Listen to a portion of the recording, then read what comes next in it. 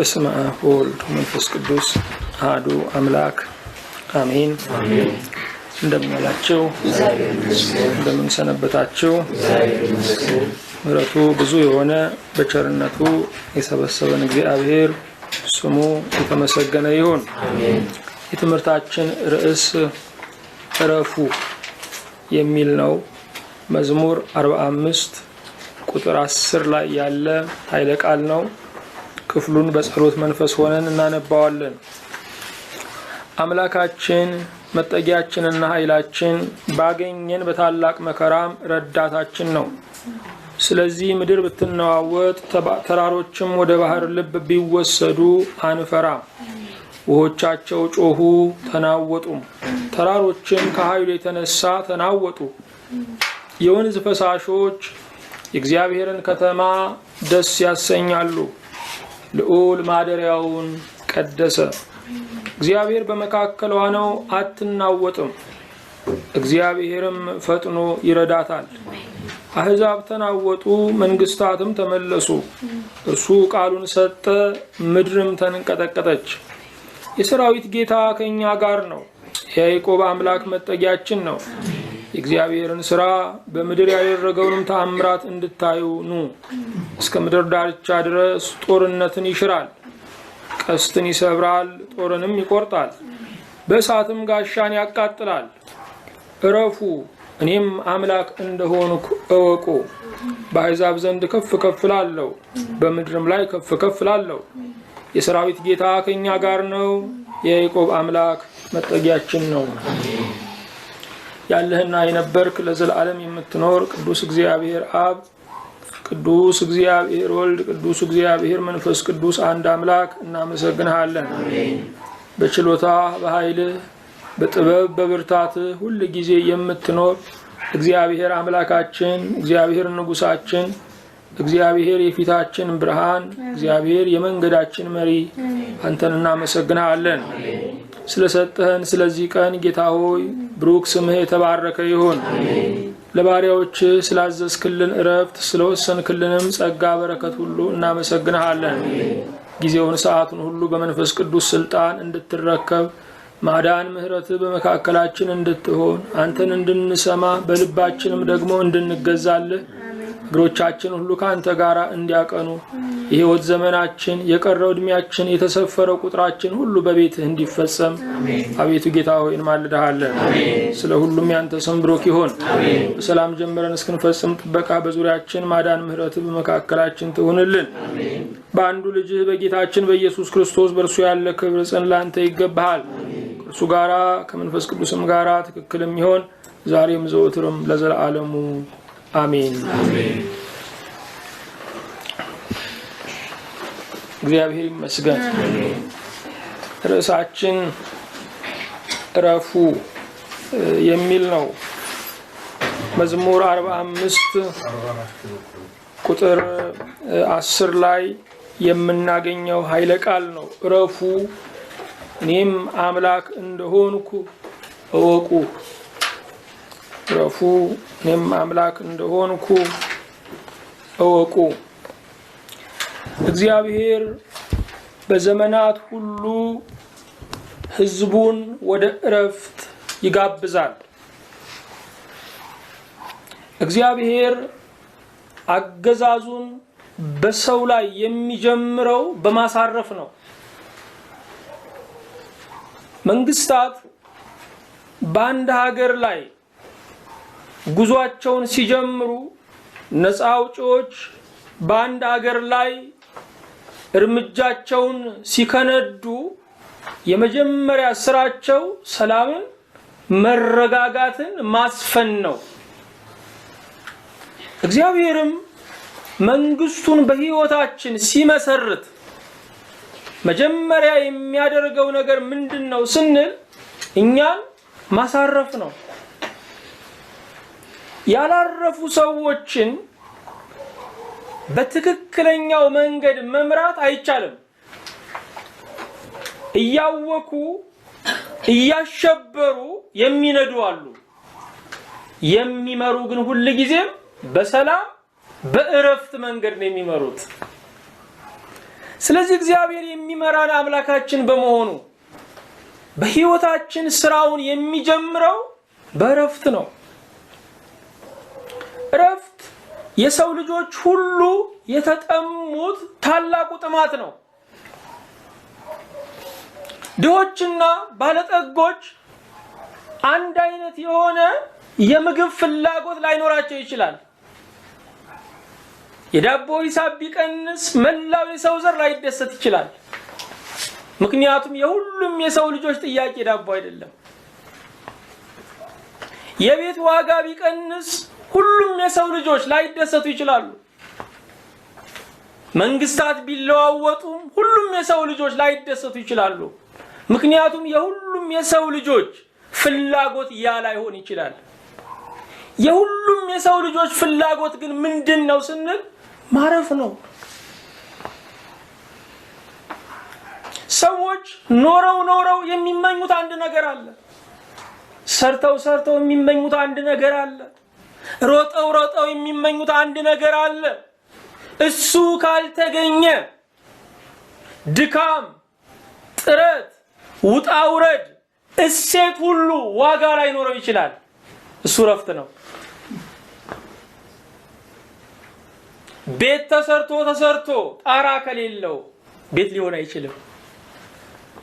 ቤት ተሰርቶ ድምድማቱ ላይ ጉልላት ከሌለ ቤት ሊሆን አይችልም። ሰዎች ሮጠው ደክመው አትርፈው ውጤታማ ዝነኛ ሆነው የሚፈልጉት አንድ ነገር አለ፣ እፎይ ማለት። ይህንን ነገር ሰለሞን በታላቅ ብልጥግናው አላገኘውም፣ በረቀቀ ጥበቡም አላገኘውም፣ በመጨረሻ ስልጣኑም አላገኘውም። ስለዚህ ሰለሞን ሁሉም ነገር ሲጨበጥ የጉም ስፍር ሆነበት። ስለዚህ ከፀሐይ በታች ሁሉም ነገር ከንቱ የከንቱ ነው አለ። ከፀሐይ በታች ሁሉም ነገር ከንቱ ነው። ከፀሐይ በላይ ግን ሁሉም ነገር ዋጋ ያለው ነው። ነገስታት የሎሌዎችን ያህል ባለጠጎች የድሆችን መጠን የሚመኙት አንድ ነገር እርሱ እረፍት ይባላል። እፎይ ማለት የልብን መልህቅ መልቀቅ፣ መጣል፣ ከወጀቡ ከአውሎው በላይ መኖር መቻል፣ በሁኔታዎች አለመደናገር፣ ስፍራን አለመልቀቅ፣ የሁልጊዜ ደስተኛነት በማይታወቅ የሰላም ድንኳን ማደር የሰው ልጆች መሻት ነው። እግዚአብሔር በዘመናት ሁሉ ልጆቹን ወደ እረፍቱ ይጋብዛል።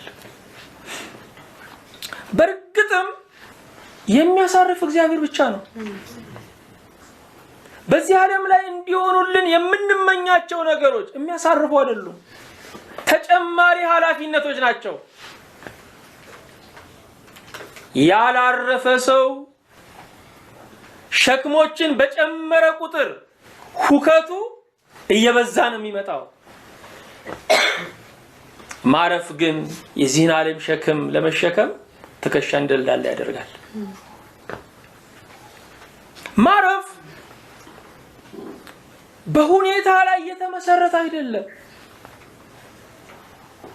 ማረፍ በመልክዓ ምድር ላይ የተመሰረተ አይደለም። ማረፍ ከቦታ ማረፍ ከእድሜ ውጭ ነው። ሰው በወጣትነቱ፣ ሰው በሽምግልናው ላያርፍ ይችላል። ሰው በስራ ዘመኑ፣ ሰው በጡረታ ዘመኑ ላያርፍ ይችላል። ሰው በሶስተኛው ዓለም፣ ሰው በአንደኛው ዓለም በመኖሩ ላያርፍ ይችላል። ምክንያቱም ማረፍ መለኮታዊ ስጦታ ነው። እረፍት የመለኮት ገንዘብ ናት። እረፍት በቦታ ያለ እየመሰላቸው ሰዎች ይደክማሉ። እረፍት በቀን ውስጥ ያለ እየመሰላቸው ሰዎች በአንድ ዘመን ለመደሰት ቀጠሮ ይይዛሉ። እረፍት የእሴት ውጤት እየመሰላቸው ሰዎች ባክነው ማረፍን ይመኛሉ። አዎ እረፍት መቀመጫ የመያዝ ጉዳይ አይደለም። እረፍት ምቹ አልጋ ላይ የመዘረር ጉዳይም አይደለም። እረፍት በማይታወቀው በክርስቶስ ሰላም ውስጥ ማደር ነው። መጽሐፍ ቅዱሳችን እረፍትን በተለያየ መንገድ ነው የሚገልጠው። ባነበብነው ክፍል ላይ እረፍት እግዚአብሔር እንዲሰራ መንገድ መልቀቅ ነው።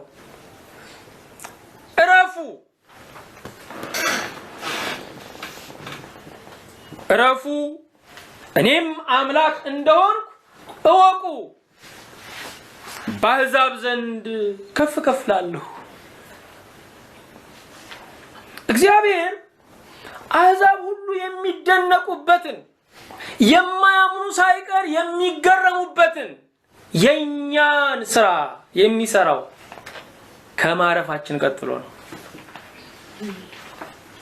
ይህንን እረፍት በዘመናት ሁሉ የተለማመዱ የእግዚአብሔር ሰዎች አሉ።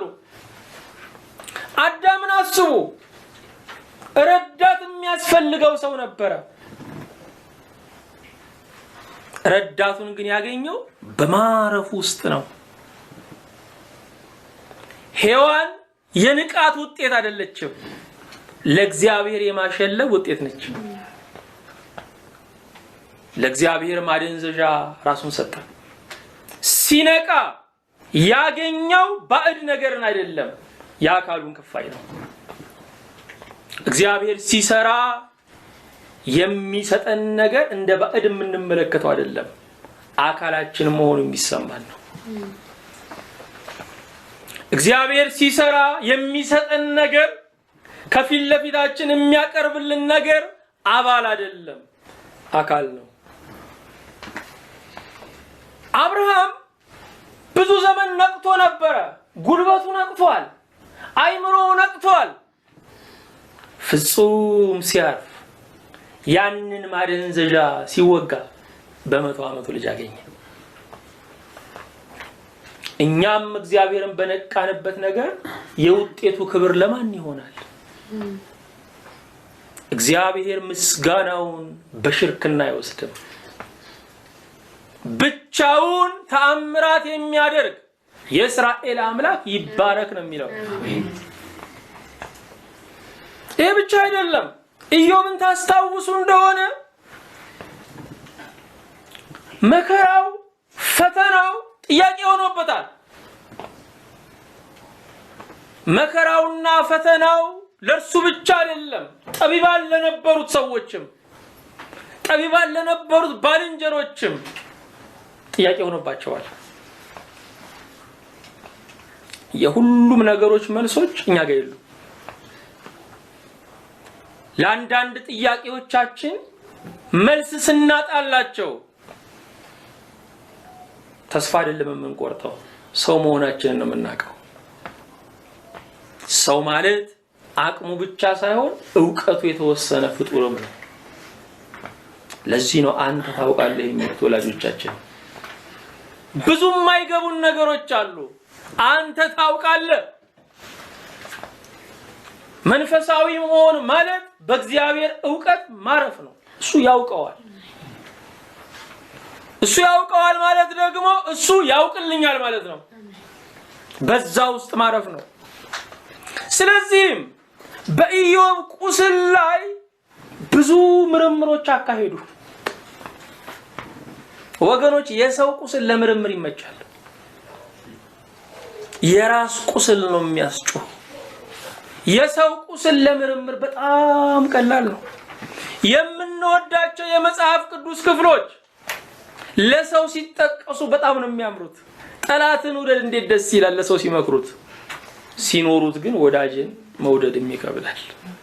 እግዚአብሔር ካረዳ ይቅር በሉ ሲባል እንዴት ቀላል ነው። ይቅር ማለት ሲመጣ እሱ ጋር ነው ትግሉ።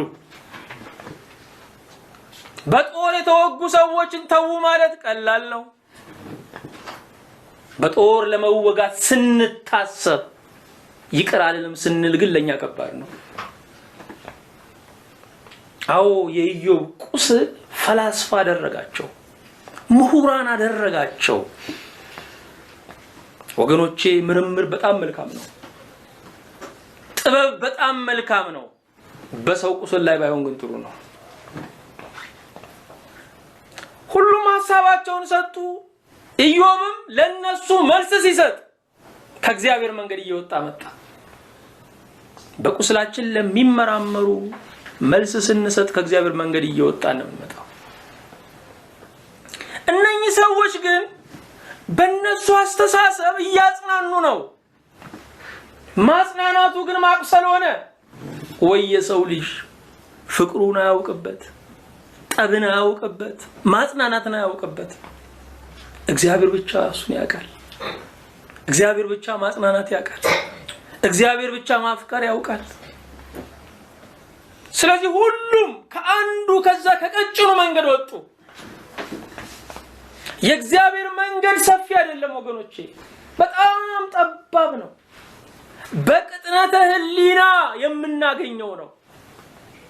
በጣም የእግዚአብሔርን መንገድ የሚመስሉ ብዙ መንገዶች በዓለም ላይ አሉ። የሚመስሉ ብዙ መንገዶች በዓለም ላይ አሉ። የእግዚአብሔር መንገድ ግን በመንፈስ ቅዱስ ብርሃን የምትገኝ ናት። በመጨረሻ እግዚአብሔር ተናገረ።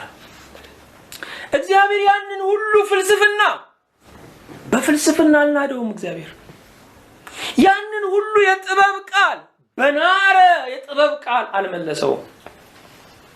የምድረ በዳ ሚዳቋ፣ ፈረስን፣ ልዩ ልዩ እጽዋትን፣ እንስሳትን እግዚአብሔር ማስረጃ አደረገና ለዛ ትልቅ ለመሰላቸው ጥያቄ በትንሽ ምሳሌ መልሱን ሰጠ። ወገኖቼ እግዚአብሔር ዛሬ ለገጠማችሁ ትልልቅ ችግር ከዙፋን እንዲወርድ ነው የምትለምኑት አይደለ? የመጨረሻ ጣቱን ቢሰነዝር ይበቃል። 3 ዓመት ከመንፈቅ የደረቀውን የሰማርያን ምድር ንጉሥ ሳይቀር ውሃ ፍለጋ ከቤተ መንግስት የተሰደደበትን ሀገር እግዚአብሔር ያረካው እጅ በምታል ደመና ነው። የኤርትራን ባህር የከፈለው በበትር ነው። እግዚአብሔር ይነሳ እንጂ ተራራው ችግራችን በፊት የጉንዳን መጠን ነው። እግዚአብሔር ይመስገን። እግዚአብሔር መለሰ። ከዚያ በኋላ ግን ወደ ኢዮብ ባልንጀሮች ስለ ባሪያዬ ስለ ኢዮብ ቅን ነገርን አልተናገራችሁም ማለት ይጸልይላችኋል። ኢዮብም ስለ ወዳጆቹ በጸለየ ጊዜ ምርኮ ተመለሰለት። ተቀይሞ ነበር፣ አዝኖ ነበር። ስለነርሱ በጸለየ ጊዜ እግዚአብሔር ምርኮ መለሰለት። አንዳንዴ ስላሳዘኑን ሰዎች መጸለይ ምርኳችንን እንዲመለስ ያደርጋል። እግዚአብሔር ይመስገን። አዎ ኢዮብ ሲያርፍ ነው እግዚአብሔር መስራት የጀመረው። ከምርምር ሐሳቡ ሲወጣ ነው። ለጠቢባን የጥበብ ቃል ከመሰንዘር ሲወጣ እግዚአብሔር መልስ መስጠት ጀመረ። እረፍት ማለት እግዚአብሔር እንዲሰራ መንገድ መልካም ነው። እረፉ እኔም አምላክ እንደሆንኩ እወቁ። አምላክነቴን እወቁና እረፉ አላለም። መጀመሪያ እረፉ፣ ከዛ በኋላ የአምላክነቴን ስራ እወቁ እዩ ነው። በአሕዛብ ዘንድ ከፍ ከፍ እላለሁ። የማያምኑትን ሳይቀር የሚያስገርም ነገር በታሪካችሁ በህይወታችሁ አከናውናለሁ። እግዚአብሔር ለኔ ጊዜ ስጡኝ እያለ ነው ያለው። እግዚአብሔር ይመስገን። መንገድ ልቀቁልኝ እያለ ነው እግዚአብሔር። እግዚአብሔር እንዲሰራ እንፈልጋለን፣ ግን እኛም አብረን እንድንሰራ እንፈልጋለን። አዎ ወገኖቼ ከእግዚአብሔር ጋር የምንሰራቸው ስራዎች አሉ። መንፈሳዊ አገልግሎት አንዳንድ ቋጠሮቻችንን በሚመለከት ግን እግዚአብሔር ብቻውን የሚሰራው ነው። ብቻውን የሚሰራው ነው። አንዳንድ ጊዜ ከአቅማችን በላይ ችግሮች ሲገጥሙን እንደነግጣለን። ከጠቢባን በላይ ጉዳይ ጉዳይ ሲገጥመን እንደነግጣለን። ከሐኪም በላይ ጉዳይ ሲገጥመን እንደነግጣለን። ከወዳጆቻችን በላይ ጉዳይ ሲገጥመን እንደነግጣለን። ልንደሰት ይገባል። ምክንያቱም እኛም አካባቢውም የማይችለውን ችግር ራሱ እግዚአብሔር ብቻውን የሚሰራው ነው። እግዚአብሔር ይመስገን። ያ ሰዓት ለኛ ክፉ ይመስለናል፣ ለእግዚአብሔር ግን የሚመቸው ሰዓት ነው። የሚመቸው ሰዓት ነው። አንዳንድ ጊዜ እግዚአብሔር ከኛ ጋራ ማውጋት ይፈልጋል። ፍቅር ጊዜ ይፈልጋል። የከበቡን ባልንጀሮች የተያዝንበት የግርግር ሱስ ነው። አንዳንድ ጊዜ መታከም ያለበት በሽታ ነው። በውጭ ሀገር ሞል የሚዞሩ ሰዎች አሉ። ለካ በሽታን ይታከማል። እሱ ራሱ ሞል የሚያዞር ልብስ የሚያስለካ የሚያስወልቅ ቀኑን ሙሉ ይታከማል። እኛ ሀገር ብዙ የሚታከሙ ችግሮች አሉ። ስንሰለጥን ወገኖች ብዙ የሚታከሙ ነገሮች አሉ። ግርግር ሱስ ነው። እግዚአብሔር ያንን በእኛ ዙሪያ ያሉት ሰዎች፣ የከበቡን ሰዎች፣ የሚቀራመቱን ሰዎች፣ ጊዜና ፋታ ያልሰጡንን ሰዎች ያዩትን ነገር በመንሳት ይበትናቸዋል። ብቻችንን እግዚአብሔር ያገኘናል። ወደ ምድረ በዳ አመጣታለሁ፣ ለልቧም እናገራለሁ። ለልብ ሲናገር የምንሰማው በምድረ በዳ ነው። ጸጥ ካላለ የልብን ድምፅ መስማት አይቻልም። ጸጥ ካላለ ወደ ምድረ በዳ ካልወጡ እግዚአብሔር በልብ የሚናገረውን መስማት አይቻልም። አባብላታለሁ፣ ወደ ምድረ በዳ ማመጣታለሁ፣ ለልቧም እናገራለሁ ይላል ሆሴዕ ምዕራፍ 2 ላይ። አዎ እግዚአብሔር ጸጥ ሲል ይመቸዋል ወገኖቼ። አንዳንዱን እግዚአብሔር በእስር ቤት ነው የሚያገኘው። አንዳንዱን እግዚአብሔር በባዕድ ምድር ነው የሚያገኘው። ምድረ በዳ ማለት እሱ እኮ ነው። አንዳንዱን በህመም ነው እግዚአብሔር የሚያገኘው። አንዳንዱን በማጣት ውስጥ ያገኘዋል። ምክንያቱም ማግኘቱን ተንተርሰው የከበቡት ሲበተኑ። አዎ ማረፍ ማለት እግዚአብሔር እንዲሰራ መንገድ መልቀቅ ነው። አንዳንድ ጉዳዮቻችንን በጣም ነቅተንባቸዋል። በነቃንባቸው ነገሮች ላይ እግዚአብሔር አይሰራም። ለምን? በጣም የነቃንበት ጉዳይ ከተፈጸመ በኋላ ጣዖት ነው የሚሆንብን። እንኳን እኛን አይደለም አብርሃም ሳይቀር ልጅ ጣዖት ሆኖበታል። ለዚህ ነው እግዚአብሔር ሰዋልኝ ያለው። እግዚአብሔር እንደ አሕዛብ አማልክት የሰው መስዋዕት እንደማይቀበል አብርሃም ያውቃል። ገብቶታል። አብርሃም ልጁ የእግዚአብሔርን ፍቅር እንደወሰደበት ገብቶታል። አዎ ማረፍ ማለት እግዚአብሔር እንዲሰራ መንገድ መልቀቅ ማለት ነው። ይሄ ብቻ አይደለም። ማረፍ ክፉ ስራንም መተው ነው። እረፉ ሲባል ክፉ ስራችሁን፣ ክፉ መንገዳችሁን፣ ክፉ አስተሳሰባችሁን፣ ክፉ ራእያችሁን ጣሉ ማለት ነው። ምክንያቱም እግዚአብሔር በምህረት በህይወታችን የሚገለጠው ስናርፍ ነው። በኢሳይያስ 30 ቁጥር 15 ላይ ኢሳይያስ 30 ቁጥር 15 ላይ ስለዚህ ረፍት እናነባለን። ኢሳይያስ 30 ቁጥር 15 ላይ የእስራኤል ቅዱስ ጌታ እግዚአብሔር እንዲህ ይላልና በመመለስና በማረፍ ትድናላችሁ፣ በጸጥታና በመታመን ኃይል ይሆንላችኋል፣ እናንተም እምቢ አላችሁ ይላል። እስራኤል ቅዱስ ጌታ እግዚአብሔር እንዲህ ይላል፣ በመመለስና በማረፍ። መመለስ ምንድነው? ንስሐ መግባት ነው። ማረፍ ምንድነው? ክፉ ነገርን መጣል ነው። ትድናላችሁ። ይሄ ብቻ አይደለም፣ በጸጥታና በመታመን። ለካ ግርግር ኃይል ይነሳል። በጸጥታና በመታመን ኃይል ይሆንላችኋል። ኃይል የሚገኘው ከግርግር ወጥቶ በጽሞና የእግዚአብሔርን ቃል በማጥናት፣ በጽሞና የእግዚአብሔርን ምሪት በመቀበል፣ በጽሞና ህብረት በማድረግ ውስጥ በዚያ ውስጥ ኃይል ይገኛል።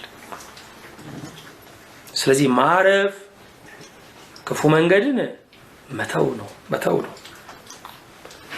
ክፉ መንገድን ጀምረነው ከሆነ አለመጨረስ ጥሩ ነው። ምክንያቱም መጨረሻው የሥራው መጨረሻ ሳይሆን የኛ መጨረሻ ነው። ኃጢአት ማለት እንደ ግንብ ሊገነባ ይችላል። ተገንብቶ የሚያልቀው ፍጻሜው ግን የኛ ፍጻሜ ነው እንጂ የኃጢአቱ አይደለም። አዎ ክፉ ስራን መተው ነው። ሶስተኛ ማረፍ ሸክምን በጌታ እግር ስር መጣል ነው። ሸክምን በጌታ እግር ስር መጣል ነው።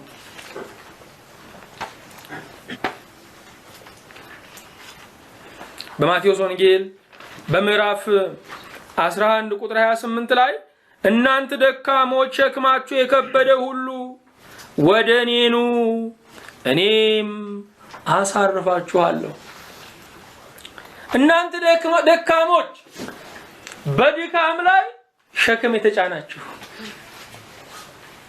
በድካም ላይ ልብስም ይከብዳል፣ በድካም ላይ ጌጥም ይከብዳል፣ በድካም ላይ ቀጸላም ይከብዳል፣ በድካም ላይ ግምጃም ይከብዳል።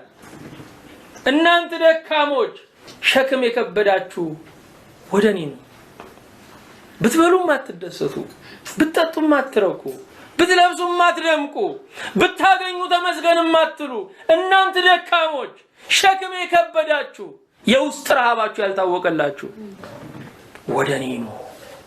ምን አለባቸው የምትባሉ ግን ብዙ እንዳለባችሁ እኔ ማቅላችሁ ወደ እኔ ነው። እንዴት ደስ ይላል ወገኖች! አዎ እግዚአብሔር በመንደሩ ያልፋል፣ እግዚአብሔር በከተማው ያልፋል፣ እግዚአብሔር በተዘጉ ደጆች አንጻር ያልፋል። በሁሉም ቤት ለቅሶ እንዳለ እሱ ብቻ ያውቃል። ሰዎች አጥሩን አይተው ምን አለባቸው ይላሉ። ያለውን የሚያገን እግዚአብሔር ብቻ ነው። አዎ ወገኖቼ ድሆች እድለኞች ናቸው። የማልቀስ ነፃነት ስላላቸው እንባቸው ወደ ውጭ ይፈሳል። የዚህ ዓለም ባለጠጎችና ባለስልጣናት ግን እንባቸው ወደ ውስጥ ይፈሳል። የማልቀስ ነፃነት የሚላቸው የእናቴ ተብሎም እኮ አይለቀስም እኮ ወገኖቼ። በፕሮቶኮል ዓለም ላይ ዋጥ አርጎ ጸጥ ነው። የፕሮቶኮል ዓለም የማልቀስን ነፃነት ሁሉ ይነሳል። በሁሉም ቤት ለቅሶ እንዳለ ግን መድኃኔዓለም ያውቃል። እናንተ ደካሞች ሸክማችሁ የከበደ ሁሉ ወደ እኔ ኑ እኔም አሳርፋችኋለሁ። እንዴት ደስ ይላል! ለእናንተም ለሸክማችሁ መፍትሄ አለኝ። አንድ የሚባል ነገር አለ። አንቱ ማደሪያ የሎት ከነ አህያው መጡ አለች አሉ ይባላል። ሰውየው አህያቸውን እየነዱ መጡ። ምሽት ላይ ለካ ቤቱ ምንም ማደሪያም የለ። እሳቸው እያሰቡ የመጡት ለኔ መኝታቸውን ይለቃሉ፣ ለአህያዬ ደግሞ ጋጡን ይለቃሉ ብለው ይመጡ። ለኔ ማዕዱ በመሶብ ይቀርባል፣ ለአህያዬ ደግሞ ሳሩ በበረት ይቀርብላታል ብለው ነው። እና እየነዱ በሐሴት ሲመጡ አየችና ይላንቱ ማደሪያ የሎት ከነ አህያው መጡ። ለኛም ለጭነታችንም ማደሪያ ያለው ጌታ ስሙ ይባረክ። እናንተ ደካሞች ሸክማችሁ የከበደ ሁሉ ወደ እኔ ኑ እኔም አሳርፋችኋለሁ። ወገኖቼ ሸክም ያለበትን ሰው ወደ ህይወታችን ወደ ኑሯችን መጋበዝ አንፈልግም። በሩቅ ነው ወገኖቼ። ሰዎች ፊታቸው ጠቆር እንኳን ካለ ላለመስማት ነው የምንሮጠው። የኛንም አልቻለሁ። ሸክም ያለበትን የቤት ቁጥሩን ነግሮ ነው ያለ። የቤት ቁጥሬ ማቴዎስ 11:28 ነው ብሎ ባዋጅ የጠራ እግዚአብሔር ብቻ ነው። እግዚአብሔር ይመስገን። እግዚአብሔር የሚደሰተው ሲረዳችሁ ነው። እናንተ ደካሞች ሸክማችሁ የከበደ ሁሉ ወደ እኔ ኑ እኔም አሳርፋችኋለሁ። ዛሬ ዘመናችን ለማን ላውራ ነው የሚለው ሁሉ ሰው። ወገኖቼ እናንተ ንፋስ ስታወሩ ምላሽ የምትሰሙት አውሎ ንፋስ ነው። ከናንተ የሚበስ ብዙ ጉዳይ ያለው ሰው አለ። ሁሉም ሰው የራሱን ጥያቄ ይዞ በነጭ ልብስ ተሸፍኖ የሚኖር ነው። በእውነት ሸክማችንን ተቀብሎ የሚያሳርፈን የሸክማችን አድራሻው እግዚአብሔር ነው። ሸክም የትም ቦታ ይወርድ። ሸክም የሚወርደው በቦታው ነው። ከወፍጮ ቤት ያንን እህል ተሸክሙ ላቡ ጠብ ጠብ እያለ የሚሄደው ያ ጎበዝ ለምን እዛው ጋር ይጥለው? ሸክም አለ ቦታው ይወርድ። ሸክም አለ ቦታው ይወርድ። ብናማክረውም አይቀበለንም። ሸክም የሚወርደው በቦታው ነው። የኑሮ ሸክማችን፣ የኃጢአት ሸክማችን፣ የህይወት ሸክማችን፣ የጭንቀት ሸክማችን የሚወርደው እግዚአብሔር ጋር ነው። በእውነት ወደ እሱ ጋር ስትመጡ ወይም ደግሞ እሱ ሲገለጽላችሁ ብዙ ጥያቄያችሁን የምትደረድሩ ነው የሚመስላችሁ። እሱን ስታዩት ጥያቄያችሁ ያንስባችኋል። እሱን ስታዩት በዘመናችሁ ያስጨነቃችሁ ነገር ሁሉ ብላሽ መሆኑ ይገባችኋል። ጌታ ለጥያቄዎቻችን መልስ አይሰጥም። የብርሃን ፊቱ መልስ ነው። እንዴት በፍቅር እንደሚያየን ስናይ ጥያቄያችንን በእውነት እንንቀዋለን። የብዙ ጥያቄዎቻችን ስሩ፣ የብዙ ጥያቄዎቻችን ምንጩ እኔ ያልተወደድኩ ነኝ የሚል ነው። እኔ የማልፈለግ ነኝ የሚል ነው። በእውነት እንደሚወደን በእውነት እንደሚያፈቅረን ስናውቅ ጥያቄያችንን ሁሉ እንረሳዋለን። እግዚአብሔር ይመስገን። ጌታ የፍቅር ጥያቄያችሁን የሚመልሰው የፍቅር ጥያቄያችሁን ሊመልስ የሚችልም እሱ ብቻ ነው። እሱ ብቻ ነው።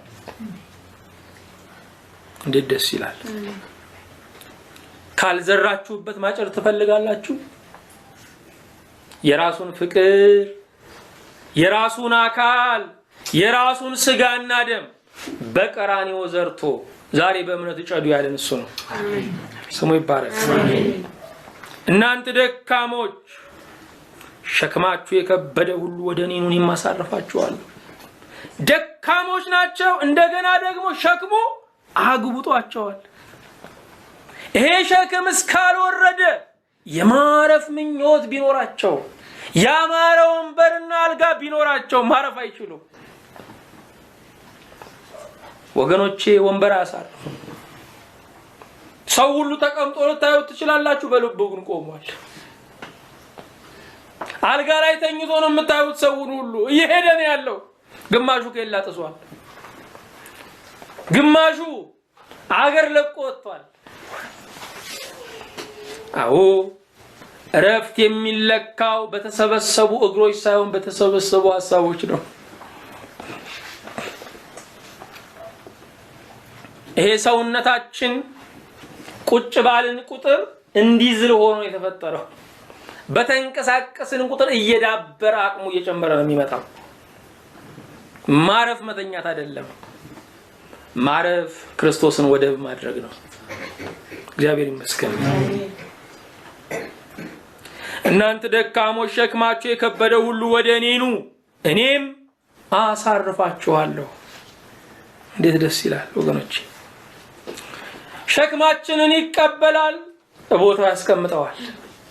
ለኛ ደግሞ የሚሆን ማረፊያ ይሰጠናል። ወገኖቼ ወዳጆቻችን ለኛ ስፍራ አላቸው፣ ለሸክማችን ግን መልስ የላቸው። ስለዚህ ሊያረሳሱን ይሞክራሉ። ጥሩ ነው፣ እግዚአብሔር ይባርካቸው።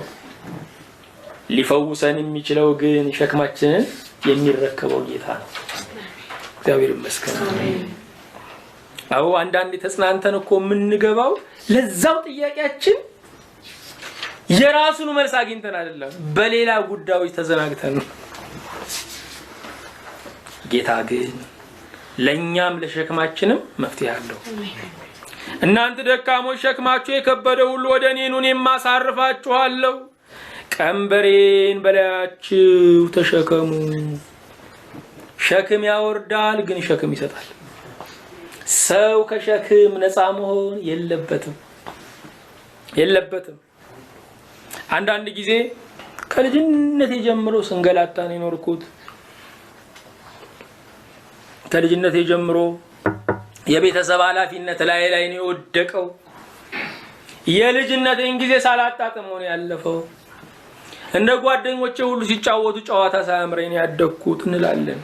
መጽሐፉ ሰው በታናሽነቱ ቀንበር ቢሸከም መልካም ነው ይላል። ቀንበር ከሌለባችሁ ቀንበር መፍጠራችሁ አይቀርም። ችግር ያለባቸው ከችግር ለመውጣት ይጸልያሉ። ችግር የሌለባቸው ችግር ይፈጥራሉ። ሲጠጣ የሚያደርገው ችግር የሚፈጥር ነው ወገኖቼ። አደንዛዥ ዕፅ የሚወስድ ሰው ችግር ስለሌለበት ህመም ስለሌለበት ችግር የሚፈጥር ነው። ችግር የሌለበት ችግር ይፈጥራል። ችግር ያለበት ከችግር እንዲወጣ ይጸልያል። ስለዚህ እግዚአብሔር ቀንበር ካሸከማችሁ ለዛሬው ህይወታችሁ አስቀድሞ የወጠነው ውጥን ነው። እግዚአብሔር ይመስገን። ቀንበሬን በላያችሁ ተሸከሙ ከእኔም ተማሩ። እንዴት ደስ ይላል! እኔ የዋህ በልቤም ትሁት ነኝና። እኔ ምንድነኝ? የዋህ ነኝ። በልቤም ምንድነኝ? ትሁት ነኝ። በአንገት ትሁት መሆን ይቻላል። ሰው እግር ላይ ወድቀው እኮ ሰላም የሚሉ ሰዎች እኮ አሉ። አክብሮት አይደለም፣ ግማሹ ከስር ነቅሎ ለመጣል ነው። በእውነት በዚህ የዳበርንን እኛማ አባታችን እናታችን እያለን ግን አይደለም። ልባችን የሚለው ሌላ ነው።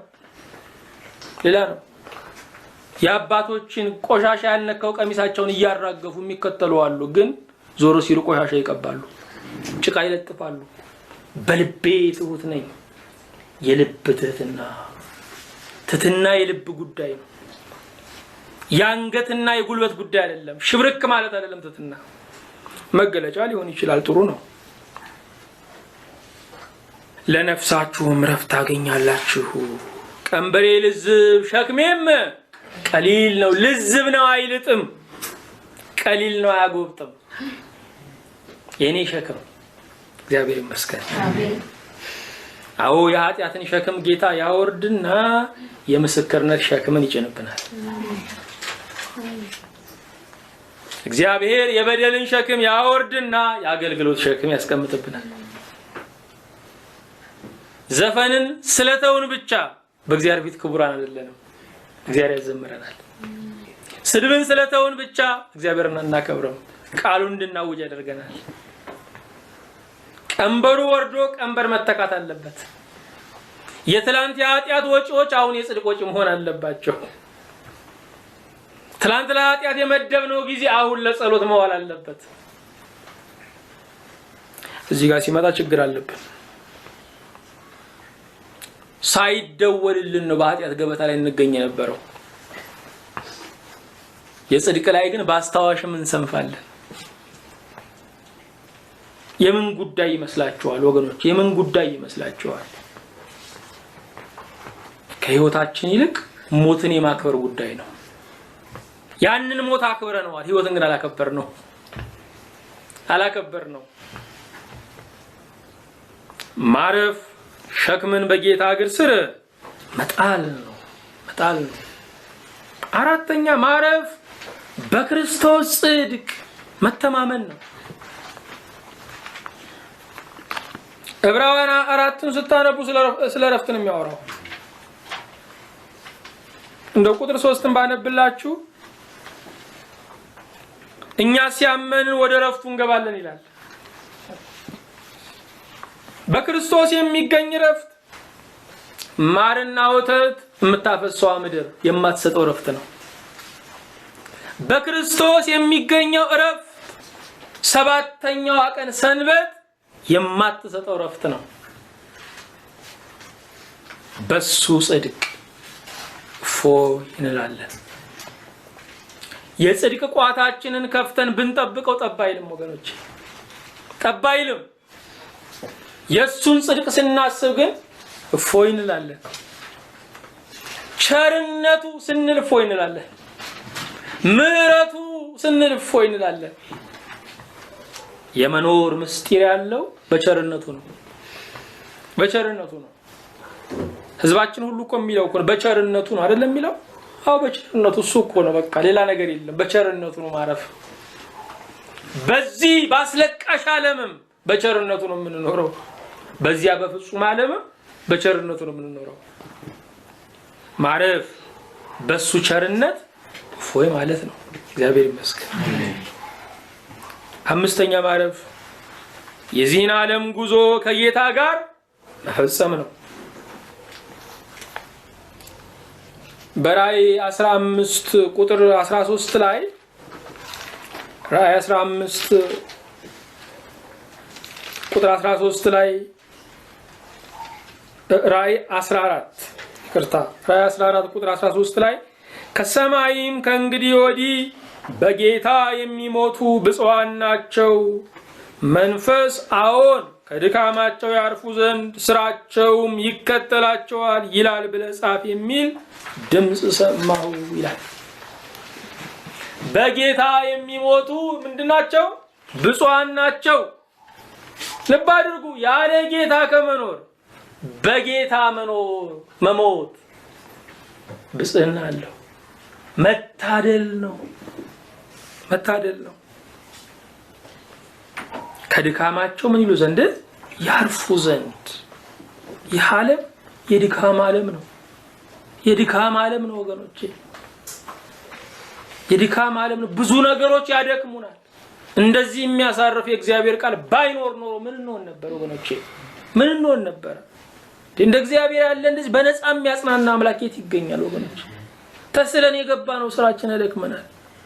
ከልጅነታችን ጀምሮ ስንመኘው የነበር የጨበጥነው ነገር ያደክመናል። ፍቅሩ ያደክማል ይሄ ዓለም፣ ጥላቻው ያደክማል ይሄ ዓለም፣ ድግስ ያደክማል ይሄ ዓለም፣ መረሳሳት ያደክማል ይሄ ዓለም፣ መተዋወስም ያደክማል ይሄ ዓለም። የሚያሳርፍ እግዚአብሔር ብቻ ነው። ሐዋርያው ጳውሎስ ለኔ ሕይወት ክርስቶስ ሞትም ጥቅም ነውና አለ። ልብ አድርጉ። ሞት ጥቅም የሚሆነው ሕይወት ክርስቶስ ሲሆን ነው። ሕይወት ብር ለሆነ ሰው ሞት ጥቅም አይደለም። እንደውም ቢዘገይ ነው የሚሻለው። ሕይወቱ ዝናው ለሆነ ሰው ሞት ጥቅም አይደለም፣ ጉዳት ነው። መንገዱ ቢስተካከልለት ነው የሚሻለው። ለኔ ሕይወት ክርስቶስ ሞትም ጥቅም ነውና ሞት ጥቅማችን የሚሆነው ክርስቶስ ሕይወታችን ወይ የምንኖርለት ዓላማችን ሲሆን ነው። እግዚአብሔር ይመስገን።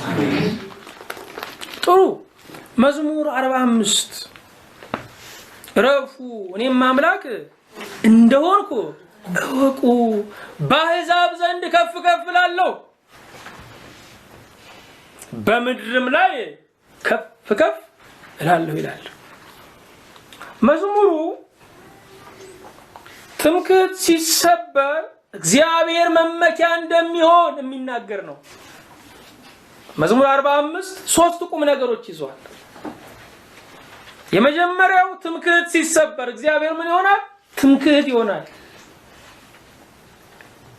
የጠበቅናቸው የፈለግናቸው ተማመንባቸው ከተሰበሩ ደስ ይበላችሁ፣ ብዙም አትከፉ።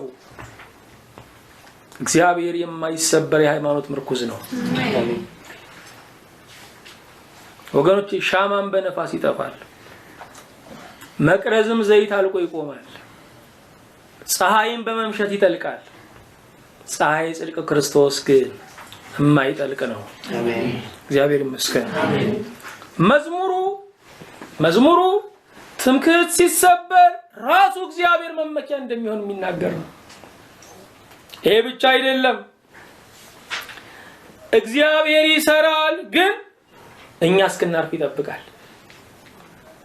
እግዚአብሔር ይሰራል፣ ግን እኛ እስክናርፍ እንደሚጠብቀን የሚናገር ክፍል ነው።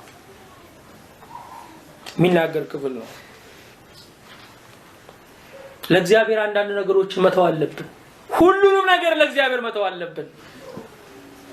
ምክንያቱም ከማረፋችን ጀምሮ እግዚአብሔር ይሰራል።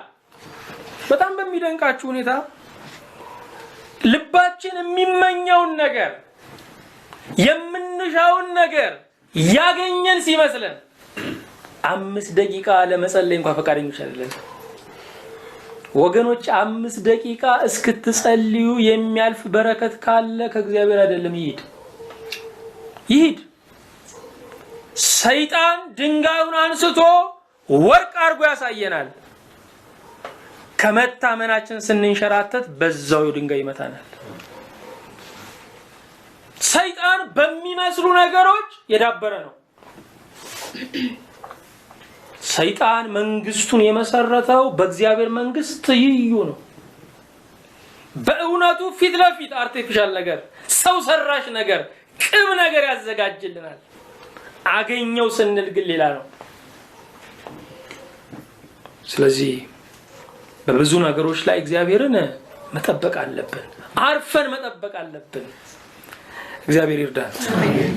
ሳናርፍም ግዴታ የምንቀበለው እግዚአብሔር የሚሰጠንን ነው። ባናርፍም ያው ነው የምናገኘው። የኛ የሚሆነው ከእግዚአብሔር የሆነውን ነው። ስለዚህ አርፈን እንድንጠብቅ እግዚአብሔር ይፈልጋል ወገኖቼ። ሐኪሞች የተሟላ ስራ ለመስራት የሚታከመውን አካባቢ ማደንዘዝ አለባቸው። ሰውየው በነቃበት ነገር ላይ መስራት በጣም ከባድ ነው። ሐኪሙም ሲናገር እኔም ጎግል አድርጌ ደርሼበታለሁ ስለበሽታ እኔም ልናገር ስንል የኛ የተለቃቀመ ዕውቀትና የሱ የተደላደለ ዕውቀት መጋጨት ይጀምራል። ሊያክመን አይችልም። መንገድ ስንለቅለት ነው ማከም የሚመቸው። ውልቃት ደርሶባችሁ ሄዳችሁ ከሆነ ሙሉ በሙሉ አካላችንን ካልለቀቅንላቸው አይገባም። ውልቃቱ እንደወለቀን የሚቀረው ራሳችንን አካላችንን ማላላት አለብን። ያን ጊዜ ነው የሚመቻቸው። እግዚአብሔር ይሰራል፣ ግን ፍጹም ራሳችንን እንድንለቅለት ይፈልጋል። እግዚአብሔር ይርዳን። ይሄ ብቻ አይደለም። መዝሙር 45 አሁንም ሙሉ መልሳችን ያለው በምትመጣው መንግስት መሆኑን ይናገራል። ስለዚህ እግዚአብሔር ዛሬ የጸሎቶቻችንን መልስ ቢመልስ እንኳን ሙሉ መልሳችን ያለው በምትመጣው መንግስት ነው። ስለዚህ ለጠየቅነውም ላልጠየቅነው ጥያቄዎቻችን የሚያሳርፈው መልስ ማራናታ ጌታ ሆይ ቶሎ ና የሚል ነው። እግዚአብሔር ይመስገን። አዎ ረፉ እኔም አምላክ እንደሆን እወቁ። አንዳንድ ነገሮችን በደመ ነፍስ የተረዳናቸው ነገሮች አሉ። ያንን ጉዳይ አልኩት ስተው ተሳካ እንላለን። ስንተው አይደለም የተሳካው፣ ስናርፍ እግዚአብሔር ስለሰራ ነው ወገኖቼ። ምክንያቱም ይሄ አሰራሩ መንገድ ነው።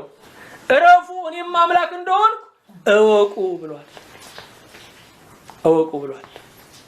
እግዚአብሔር ያግዘን። ብዙ ዘመን ሰዎችን ጠብቀናል። ብዙ ዘመን ተስፋ የሰጡንን ጠብቀናል። አሁን እግዚአብሔርን ብንጠብቅ ምን አለበት ወገኖቼ? ስለዚህ ይሄን ልቤን ተው ማለት አለብኝ። ይሄን ልባችሁን መገሰጽ አለባችሁ። አሁን እግዚአብሔርን የምጠብቅበት አርፌ እርሱ አምላክ መሆኑን የማይበት አሕዛብን ሳይቀር የሚያስገርም ተግባሩን የምመለከትበት የህይወት መድረክ ላይ ነኝ ያለሁት፣ የህይወት ዘመን ላይ ነኝ ያለሁት ብለን በእውነት ልናርፉ ይገባናል። መንፈስ ቅዱስ ያግዘን። አሜን። አምላካችንን እናመሰግናለን። አሜን። እስራኤል ቅዱስ መድኃኒታችንን እናከብራለን። አሜን። የምታረካው ምንጭ ሆይ ስምህ ይባረክ። አሜን። የምታስጠጋው ግንብ ሆይ ስምህ ይባረክ። አሜን። የማትጠልቀው ፀሐይ ሆይ ከፍ ከፍ በል። አሜን። ስለሰጠህን ስለዚህ ጊዜ እናመሰግናለን። አሜን። ጌታ ሆይ በዚህ በክፉ ዘመን መልካም በማይወራበት በጎ ለመናገር እንኳን ነፃነት በጠፋበት ዘመን ጌታ ሆይ መልካም ሲነገር ሁሉ ይቃወማል፣ ክፉ ሲነገር ሁሉ ያዳንቃል። ስለ ሰው ክፉ ሲነገር ተጨማሪ ክፉ ይጨመርበታል፣ መልካምነቱ ሲወራ ሁሉ ሰው ይሸሻል። ጌታ እግዚአብሔር የበረከት ዜና ሲሰማ አጥፉት ዛሬ ዜና የለም ይባላል። የመዓት ዜና ሲሰማ ሲጸጥ በሉ ይባላል። ጆሮዎቻችን ጌታ ሆይ ከመልካም ነገር ርቀው መዓት በሚናፍቁበት በዚህ ዘመን ጌታ ሆይ ጆሮቻችን መልካም የምስራችን በናፈቁበት በዚህ በተጠሙበት በዚህ ዘመን ለባሪያዎች ድምጽ ስላለህ እናመሰግንሃለን። ጌታ ሆይ አሳርፈን። አይኖቻችን አንተን ብቻ ይመልከቱ። ጆሮቻችን አንተን ብቻ ይስሙ። ጌታ እግዚአብሔር ልባችን አንተን ብቻ ያስብ። አድራሻችን መገስገሻችን አንተ ጋር ብቻ ይሁን። ጌታ አንተ በሌለህበት ስፍራ እግሮቻችን እንዳይሄዱ በስም ይከልከሉ። እግዚአብሔር የዘላለም አምላክ ከመንገድ የሚያፈናቅሉ ነገሮች ወደኛ የሚመጡ ሁሉ በስም ይከልከሉ።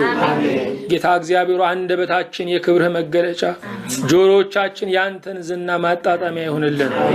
ስለ ሁሉም ተመስገን። በአንዱ ልጅ በኢየሱስ ክርስቶስ በእርሱ ያለ ክብር ጽን ላንተ ይገባል። ከመንፈስ ቅዱስም ጋር ትክክል የሚሆን ዛሬም ዘውትርም ለዘላለሙ አሜን።